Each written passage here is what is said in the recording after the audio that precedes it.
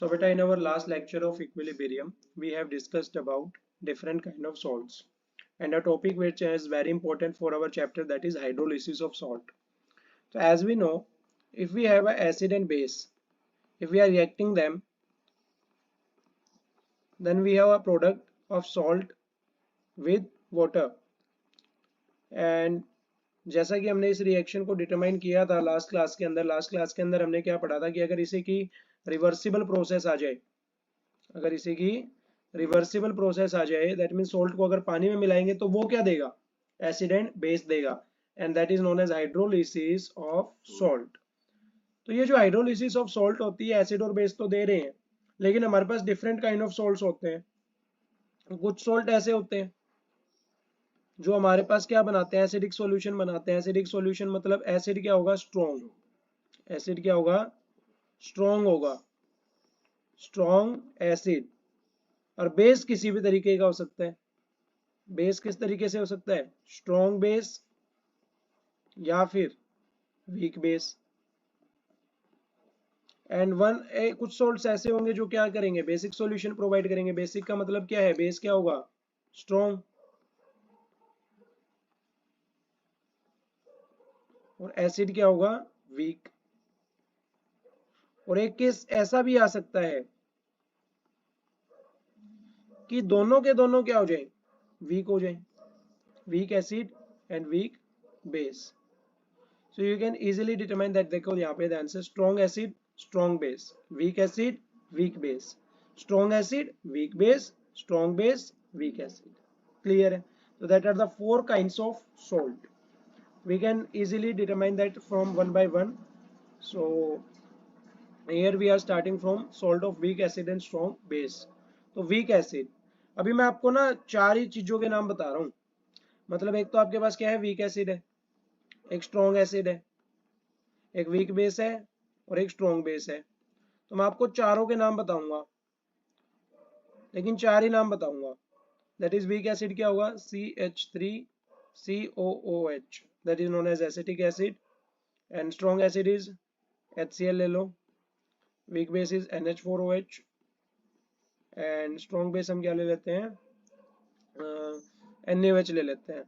तो ये चार तो हो गए हमारे पास, लेकिन you have to write 3 strong acids, strong base, weak acids and weak base. 3 molecular formulas of each. हर एक strong base, strong acid, weak acid और वीक बेस के तीनों के कितने, चारों के कितने कितने फॉर्मूलाज लिखने हैं, तीन तीन मोलिकुलर फॉर्मूलाज लिखने हैं. क्लियर है. 3 नए कंपाउंड्स जो स्ट्रॉन्ग एसिड हो, 3 strong acid, 3 strong base, 3 weak acid और 3 weak base. That is homework. सब ध्यान से देखो, salt of weak acid and strong base. तो हमें ना सोल्ट तो नहीं पता, लेकिन हमें ये पता है कि वीक एसिड और स्ट्रॉन्ग बेस क्या होता है. तो उससे को मिलाएंगे तो क्या बनेगा, सोल्ट ही बनेगा. तो उस सोल्ट को अगर वाटर में डालेंगे तो फिर से क्या हो जाएगा, एसिड बेस बन जाएगा. तो वीक एसिड और स्ट्रॉन्ग बेस का लेना है. तो वीक एसिड अभी अभी पढ़ाया मैंने, कौन सा होता है, CH3COOH. इसको किसके साथ रिएक्ट करवाना है, स्ट्रॉन्ग बेस के साथ. स्ट्रॉन्ग बेस भी हमने अभी अभी पढ़ा, NaOH. जब हम इसको रिएक्ट करेंगे तो क्या बनेगा, सॉल्ट, और साथ में क्या बनेगा, वाटर. तो आप देख सकते हो एसिड एसिड कौन से आयन से रिलीज करते हैं, H पॉजिटिव आयन. और ये कौन से रिलीज करते हैं, OH negative ion. H positive and OH negative will react with each other and form H2O. And here we left with CH3COO and one ion is Na. So CH3COO Na. That will be our salt, which will dissociate into weak acid and strong base. Is it clear or not? Now we have a second case for salt of weak base and strong acid. तो weak base होगा, strong क्या होगा, acid होगा. तो weak base हमने पढ़ा था क्या था, अमोनियम हाइड्रोक्साइड. स्ट्रॉन्ग एसिड भी पढ़ा था, HCl. तो ये क्या प्रोड्यूस करेगा, H पॉजिटिव आयन, और ये क्या प्रोड्यूस करेगा, OH नेगेटिव. एंड ये क्या प्रोड्यूस करेगा, H पॉजिटिव. मिलके क्या बनाएंगे, वाटर. ओ प्लस यहाँ से हमारे पास क्या बचा है बेटा, NH4 पॉजिटिव, और यहाँ से हमारे पास क्या बचा, Cl negative. That will form NH4Cl. That is a salt which is formed by weak base and strong acid. And if we are hydrolyzing, that means अगर हम इसके hydrolyze करवाते हैं NH4Cl को, तो ये फिर से क्या बना लेगा? Weak base and strong acid. Now we are discussing about for salt of weak acid and weak base. Weak acid होगा और weak ही क्या होगा? Base होगा. तो आप मुझे बता सकते हो weak acid का कोई example? अभी अभी हमने एक किया था, that is CH3COOH, और weak base NH4OH. So as we know, acid will release H positive ion and base will release OH negative ion. Both of them will make water, and we have the ions that are left with CH3COO, साथ में क्या आएगा बेटा? NH4. Is it clear or not? So this is a salt which on hydrolyze gives weak acid and weak base. Now at last, for salt of strong acid and weak base, तो strong acid हमारे पास कौन सा होगा? Strong acid हम ले रहे हैं HCl, weak base NH4OH, that are a strong base. Sorry, NH4OH is a weak base, but as you telling that NaOH is a strong base. So acid will release H positive ion, base will release OH negative ion. So then it will make water, and here we have NH4Cl. ये हमने कर नहीं लिया था क्या? Same ही thing बनी है, मतलब हमने वीक एसिड को स्ट्रॉन्ग बेस के साथ करवाया था, सॉरी वीक एसिड को स्ट्रॉन्ग बेस के साथ करवाया था, तब भी हमारे पास क्या थी? अप्रोक्सीमेटली सेम रिएक्शन बनी थी. तो ये हमारे पास शायद में है भी, वीक एसिड स्ट्रॉन्ग बेस हो गया, वीक बेस स्ट्रॉन्ग एसिड, ये पहले कर चुके हैं हम, है ना? Weak base strong acid. So ये फिर से आ गया weak strong acid, weak base, weak base strong acid. अच्छा, सेम ही है. वैसे एक बार एसिड बेस को उल्टा लिख रखा है. ठीक. सो 4 टाइप्स ऑफ सॉल्ट्स हम पढ़ चुके हैं, जिनमें हमने सारे सॉल्ट्स के बारे में पढ़ लिया है, एक होमवर्क आपको मिल गया है. Now will start our new topic that is known as buffer solution. क्या? Buffer solution. तो ये बहुत इंपॉर्टेंट है. बफर सॉल्यूशन के बारे में देखिए, they are those solutions which has a constant value of pH. ये ऐसे सॉल्यूशंस होते हैं जिनकी पीएच वैल्यू क्या होती है? Constant.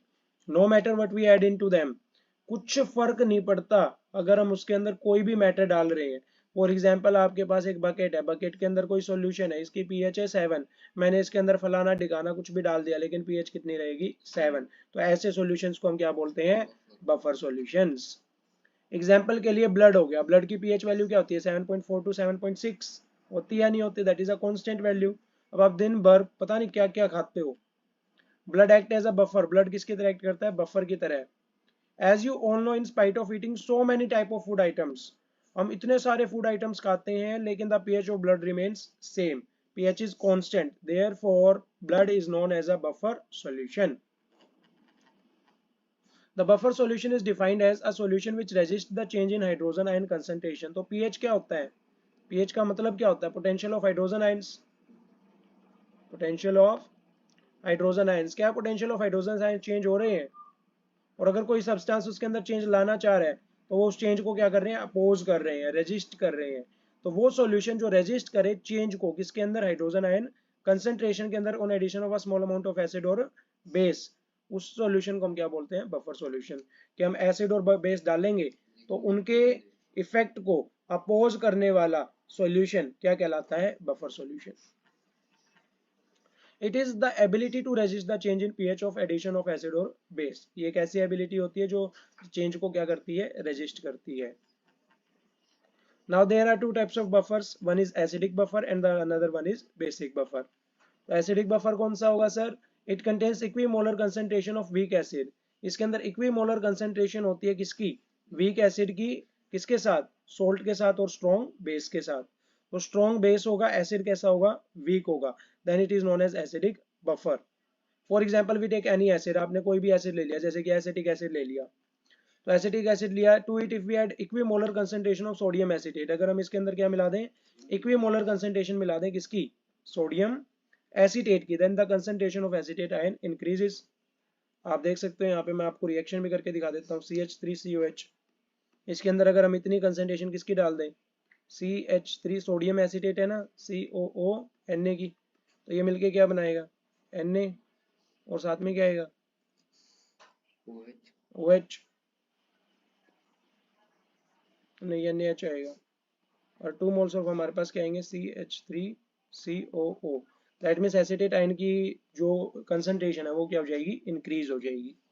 This acetate ion will neutralise the effect of hydrogen ion, और ये जो एसीटेट आयन है ये न्यूट्रलाइज कर देगा इफेक्ट को, किसके इफेक्ट को, हाइड्रोजन आयन के, and the pH remain same, और पीएच आपकी क्या रहेगी, सेम रहेगी। दैट मीन्स मान लो आपके पास ये इस तरीके से एक्ट करेगा कि CH3COH है, क्लियर है, इसको वाटर में डाला, किसमें डिसोशिएट हो जाएगा, आयंस में, आयंस में डिसोशिएट हो गया, तो ये H वैल्यू, जो H पॉजिटिव वाली वैल्यू है, ये तो इंक्रीज या डिक्रीज कर सकती है, तो हम इसके अंदर क्या डाल देंगे, CH3COO Na डाल देंगे, तो जैसे CH3CO Na डालेंगे तो ये फिर से क्या बना लेगा, CH3CO नेगेटिव, और ये कंसंट्रेशन क्या हो जाएगी, इंक्रीज, जिसकी वजह से हमारे पास जो पीएच है वो क्या रहेगी, सेम रहेगी, क्लियर है। Nine basic buffer, basic buffer के अंदर बेस कैसा होगा, वीक, और एसिड कौन सा होगा, स्ट्रॉन्ग। तो let's say ammonium hydroxide dissociates to ammonium ion, ammonium hydroxide है दैट इज NH4OH, ये किस किस में डिसोशिएट होगा, NH4 पॉजिटिव, और साथ में क्या निकलेगा, OH नेगेटिव।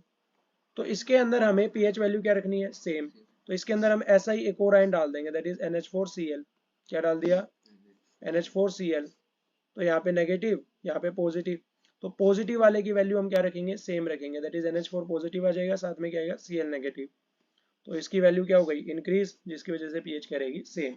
एसिड के अंदर इसका उल्टा था, यहाँ पे पॉजिटिव आयन की कंसंट्रेशन बढ़ा रहे हैं, और इसके अंदर किसकी कंसंट्रेशन बढ़ाई थी, नेगेटिव आयन की, क्लियर है।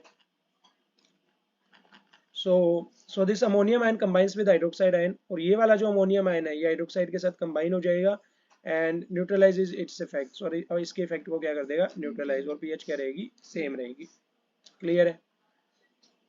Equation related to it was given by Henderson equation, एक इक्वेशन भी दी गई है इसके लिए, जिसे हम किस नाम से जानते हैं, हेंडरसन इक्वेशन के नाम से जानते हैं। हेंडरसन इक्वेशन क्या करता है, you know about that, what do you mean by Henderson equation. तो ध्यान से देखो बेटा, हेंडरसन इक्वेशन क्या होती है, हेंडरसन इक्वेशन बताती है pH value in terms of pKa, तो pH will be equals to pKa plus log of salt upon acid, pKa की टर्म्स में बताया तो नीचे क्या आएगा, एसिड आएगा, एंड अगर इसमें अगर हमें pH वैल्यू निकालनी है इन टर्म्स ऑफ pKb, तो हम इसे क्या लिख सकते हैं, pKb plus log of salt upon में base, and we can also rewrite as in terms of pKa, that is as we know pKa plus pKb किसके इक्वल होता है, pKw, that is 14, so we can rewrite as 14 minus pKa as the value of pKb plus log of salt upon base, and we can multiplying it with minus sign, so minus of log which will be p of s upon b, that's not for our counterpart, ये जो आपका topic है that is not in syllabus, but that equation is very important to determine the pKb and pH values of log values, so I have mentioned it, clear है। after that we will start our new topic in your next class, that is solubility product, is it clear or not। so मैं आपको एक equation बता रहा था, यहाँ पे हमने ये बफर सॉल्यूशन वाला किया था कि NH4OH है, ये डिसोशिएट हो रहा है किसमें, NH4 पॉजिटिव और OH नेगेटिव के अंदर, पर इससे तो पीएच गड़बड़ा जाएगी, तो हम इसको रिएक्ट करवा देंगे किसके साथ, NH4Cl के साथ, तो यहाँ पे हमारे पास एक और NH4 पॉजिटिव आ गया, वो इस OH नेगेटिव के साथ मिलकर क्या बना लेगा, NH4OH, और ये पीएच क्या रह जाएगी, सेम, और यहाँ पे ये वाला NH4 पॉजिटिव किसके साथ रिएक्ट कर सकता है, Cl नेगेटिव के साथ, क्लियर है, आ गया समझ में। so the pH remains same. So that's all for about today's lecture. Thank you.